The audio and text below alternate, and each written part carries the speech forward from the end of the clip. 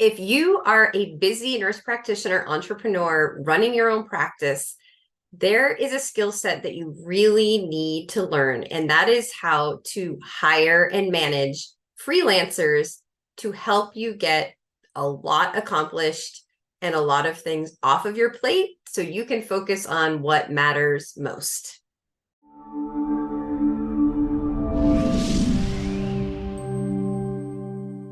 I'm Dr. Annie DePasquale, the owner and founder of Collaborating Docs. We help nurse practitioners find amazing collaborating physicians. Today's discussion is all about finding and hiring and managing wonderful freelancers to help get things accomplished in your practice for your practice. All of us as medical professionals are really focused on patient care and delivering excellent outcomes for our patients. We may not be experts at every other aspect of business. I surely know I am not. So if you have no background in marketing or branding or technology or finances, the list goes on and on. You can find people who are super pros at those particular things online. Typically, they're different job boards. We'll talk about one in a minute that I use a lot that are going to be able to help you find people to take those things off of your to-do list in a quick, efficient way. It's always better to have like a super pro doing your marketing than you stumbling along, doing it all wrong, wasting money, wasting time. So although hiring a freelancer obviously costs money, you have to think about the time investment, the stress of doing it yourself. That can be actually quite priceless if you can replace that. So using a freelancing service, you want to be very specific. Often it's project-based. Like, I need someone to help XYZ. I need someone to create my logo for my company. That's one very specific project you would hire them for and see it through the end. Sometimes it's more of an ongoing project. Like, I need someone to do my bookkeeping 5 hours a week ongoing. And as I get busier, it will go up, up, up, up, up. Maybe I just need a tax advisor, like a CPA, who can give me some basic advice in a 1-hour consultation. Not necessarily hiring them for the long term, but doing the consultation, I'm going to get a lot of my questions answered, and it's going to let me start on the right foot.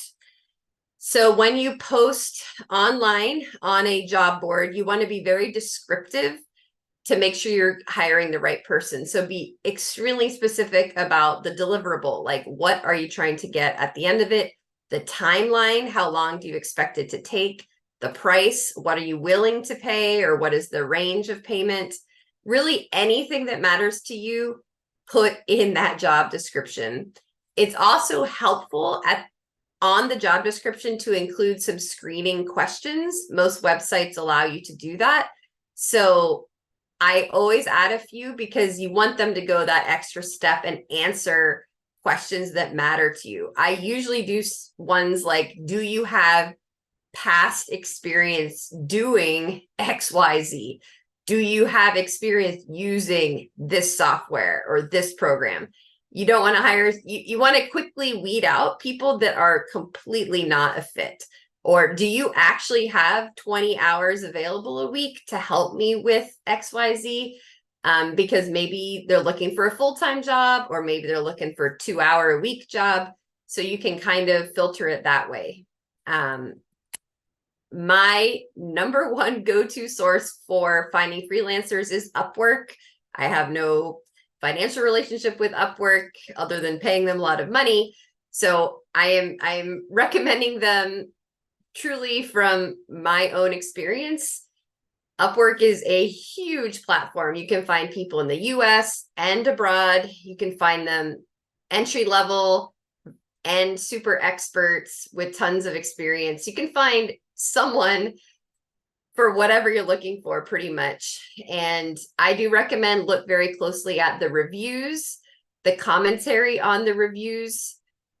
the price point people list, their own description of what they can offer.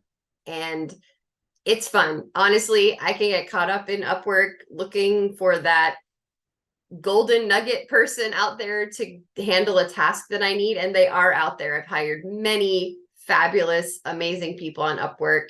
Obviously, it can be a bit hit or miss. I've also hired some people that weren't so great.